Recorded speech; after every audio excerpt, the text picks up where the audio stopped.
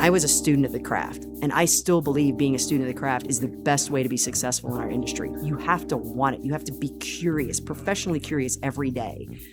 But I also think that we have to recognize that what took us 3 hours, 4 hours before can happen in moments. Welcome to the Leaders Edge podcast. This is Audra Jackson, Vice President of Government Affairs for the Council of Insurance Agents and Brokers. You're about to hear a very dynamic conversation recorded at the Employee Benefits Leadership Forum between Lisa Hawker, who's our outgoing CEBE chair and the regional COO for People Solutions at Lockton, along with Kerry Finnegan, who's a past CEBE chair. Listen to this very dynamic and thoughtful conversation about employee benefits and where the market is. Hey, Lisa, I am so glad to be in the position to do this because I've been a fan of yours for all the years that we've been working together at CEBE, and so I get to have some fun and some questions I want to ask you. You've gotten some very well-deserved kudos today on all the contributions you've made, including to Council PAC, which I especially want to point out. And I guess the first question I have of you is, as you hand things off to Ken Olson, our new chair, what pressing things did you tell him that he will graciously take as advice? Well, Kerry, first, thanks for your kind words, and the feeling is mutual. I've had that opportunity to grow up through this industry, watching you and the contributions you've made, not only to the council, but to our industry in general. So sitting here with you today is truly a joy and a real privilege for me. Thinking about what you sort of tell the next person, it's a little bit taking that legacy of what you've learned as you've been through the time. First of all, Ken is an incredible leader. Ken is much more technical than I am. So Ken comes with an arsenal that, candidly, I don't think I had. So, what do you give in terms of advice to someone who really comes in just so polished and so knowledgeable? I think, my thing for Ken is soak it up. I think that's probably one of the things that I'm not sure that I really recognize really until the past probably couple of meetings where you start to know that you're coming out. So if I think about the importance, though, of that CEBE chair role, and what I would say to him is that CEBE is incredibly unique in our industry. What we're able to do as these employee benefits executives in this role as broker consultants to our clients, it's really to kind of understand that it's an intersection, right? We come in with what we see in the market every single day, what we're seeing clients struggle with, what we see their wishes, desires are, what they're dealing with their people, and then come into an organization like the council and with CEBE to see, how does that translate into the broader industry direction? What does that mean from a policy perspective? So it's bringing together the reality of it and then the government side of it and trying to mesh that together. I think that is incredibly unique. And we have a really important responsibility to make sure that we're bringing forward those insights. Having such a diverse group of professionals as part of that group, I think we take something from it every day and we take it back to our firm. So it's like you get what you give.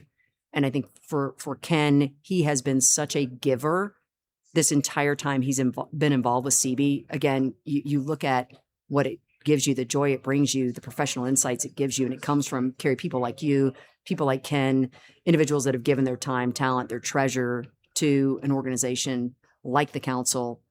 My advice for him is to enjoy the ride. Kind of continuing on that theme, client expectations in light of new threats, in light of all kinds of affordability topics, et cetera. How have client expectations changed, or have they? Yeah, I think it's important to think about because I'm not sure that they've changed significantly. What I would tell you is that they've migrated a little bit. Like, clients always cared about us supporting them managing costs. How do we translate this very complicated world of health insurance to their employee population? How do we demonstrate value? I don't think the themes have changed. I think the complexity has changed. So I think their expectations are this elevation, which I think our industry has brought, right? We've evolved as the complexity has changed. And so I think from our perspective, it's not about providing, just giving an answer. I always tell people throughout my career. Like, don't answer their question, solve their problem. And so if our first question with our client isn't around the why, like, what are you trying to solve for? And we just answer that, everyday question, we kind of leave them with less than they deserve. I also think that we've got to catch up to that full advisory mindset, not the broker mindset. I mean, there was a time when I started in this industry, which is almost 30 years ago now, where it was so transactional. Like, it was about, I could go out, I could go to 3 or 4 markets, I could get you a great deal. I remember under $100 per month single rates, like unheard of, right? So that transaction is still an important part of it.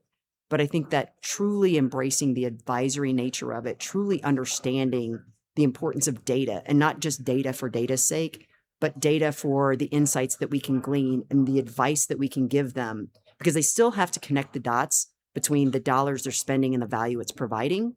So has it changed? I don't think the thematic component has changed, but their expectations have elevated.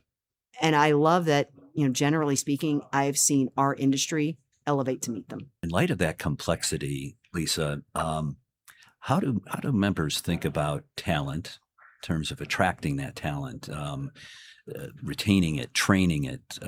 Because that complexity has gotten really complex. It has. And I would tell you that talent is what we have, right? We sell an idea, we sell advice, we sell counsel. We don't sell a product. There's a product that goes along with it, but the beauty of being a broker consultant is that the world is our oyster. It's, I don't sell a widget. I have access to everything. And so I think we've got to have our talent understanding that as the industry continues to evolve, it provides new opportunity. In the old day, I use the phrase a lot, chief cook and bottle washer. Right? I knew enough about compliance. I knew enough about pharmacy. I knew enough about pop health, or wellness, as we used to call it. I knew enough about that I could come in and sort of bring the client along. But as technology has evolved, as claims have continued to rise, as all those things, as even the payment structures and how the industry works has changed, our need has changed. And so there are 2 components with that, right? So we have to look for talent that can do one of 2 things or multiple things. One, that can still be the generalist and pull things together more like a project manager. And we can look for that talent that can get really deep and really specialized. So I think it provides a lot of opportunity, but it also is changing. So you think about technology, you think about AI, it's changing the way we train, the way we develop people. This whole idea that I can know everything is gone. And I don't, people say this a lot, like, I don't think that AI will replace people. People who don't use AI and leverage AI will be replaced by people who do. And so I think we've got to think about that when we bring them in. And we have to be able to recognize, as, like, I'm going to call it, like, as an old dog in the industry, like, I was a student of the craft, and I still believe being a student of the craft is the best way to be successful in our industry. You have to want it. You have to be curious, professionally curious every day. But I also think that we have to recognize that what took us 3 hours, 4 hours before can happen in moments. So getting past the rote task and getting them to thinking and making them better technicians for using technology, artificial intelligence, those things, versus trying to replace it. I think that's really where we go, and giving them early at bats. And what I mean by that is, I remember growing up, like, you were carrying somebody's bag, right? Like, you were walking behind them, like, the smartest person in the room, just listening. We've got to give people some latitude to make some mistakes, not mistakes that are going to be like completely detrimental to our clients or to themselves, but we've got to get them in there early. We have to have them thinking about, getting that opportunity to understand the why. Like, I have a young person that works for me. She interned for us, and now she's kind of working for me on a part-time basis as she's finishing college. And every time we talk about it, I'll go through a project with her, and she's fast taking notes, and she'll throw it into AI. And so she'll come back to me and we'll talk. And I'm like, so why am I asking this? And she'll give me this, like, high pie in the sky answer at some point, like, to run the business. I'm like, okay, no. Let's get a little deeper. But but watching the light bulb go off. So I think those are the things that we've got to think about. We are a talent industry. That's what we've got to sell. And we've got to make sure that we're continuing to bring folks along as this industry continues to grow and evolve. You may have answered this in part already with the response here over the last couple of questions, but I've been thinking about plan sponsors and their commitment to providing benefits at all.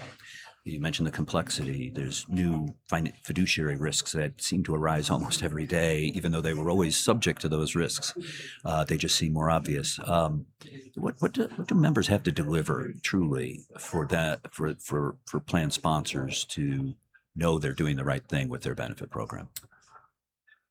Yeah, so I would say that plan sponsors' responsibility as the costs have gone up, as the industry has shifted a little bit, that responsibility as a fiduciary is so top of mind now, whether it's from a legal perspective, from a cost perspective.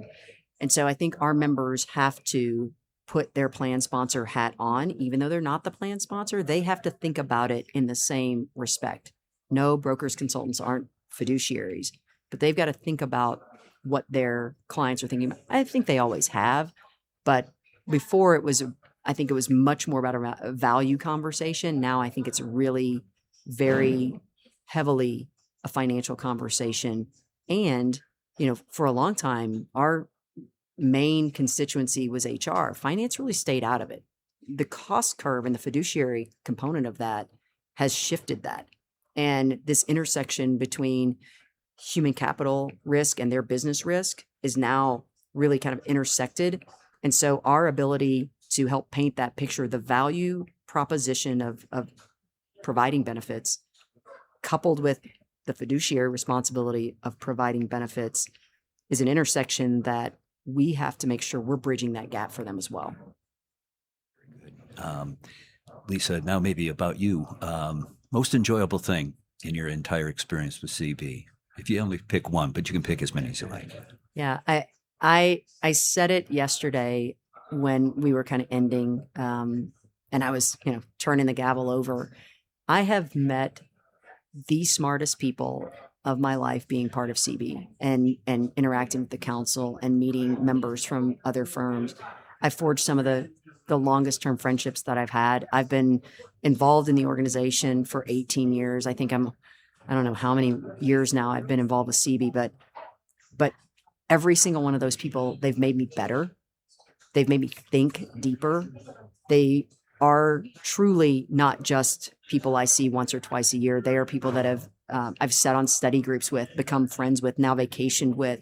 And what I love about our organization and what I love about being part of CEBE is when we're in that room together, we are thinking for our industry. Now we're going to leave tomorrow and we're going to be vehement competitors again. Like, I'm going to try and beat so-and-so. I want us to compete in the market. I want to, win.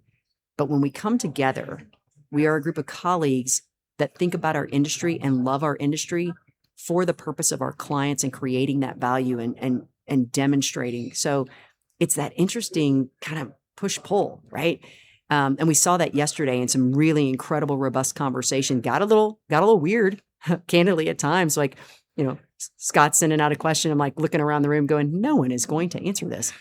But when you really dig down, I've just been so blessed doing that. And the ability to bring that back to my firm and the ability to pass that along and to mentor and take those just nuggets. I mean, there are such nuggets that I have gained over my time, and to impart that back and represent my firm in a hopefully a very positive light for our industry, but also again, you get out of it what you put into it. And I like to believe I've poured my blood, sweat, and tears into it, and for that reason, I walk away from this chair role, and I don't walk away from CEBE, and I don't walk away from the council, but I walk away from this chair role, and what I know that I will have, 30 years in the industry, and when I retire, like, I will have this group of people that mean so much to me.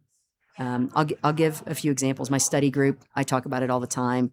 We were the OG study group. I actually was the kid that toddled around after them for a while until they let me in. They hazed me a little bit. Thank you, Chris Nato. But that group of people, we have a text group every day there's something. We're celebrating something in the industry. We're celebrating our children, our families. We're also lamenting the things that aren't great. And we had the opportunity as a group to go when one of our industry greats that many will remember, Tim Byrne from M3, retired. And our whole group got to travel to Madison and watch a man who was a giant, right, in the industry retire.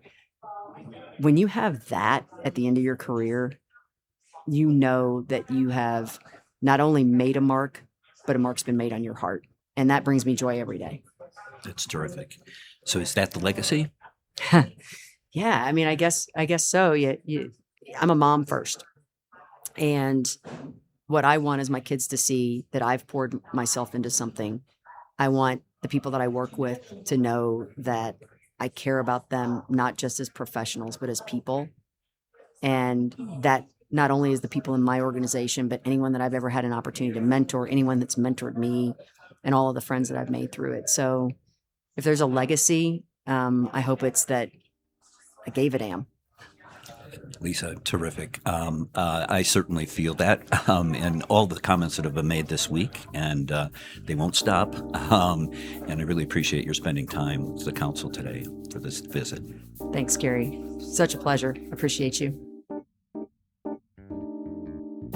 I hope you enjoyed this podcast between Lisa Hawker, who's our outgoing CEBE chair and regional COO for People Solutions at Lockton, and Kerry Finnegan, who's a past CEBE chair and senior advisor to CEBE. For more information about Leaders Edge, please go to leadersedge.com and listen and subscribe to our podcast.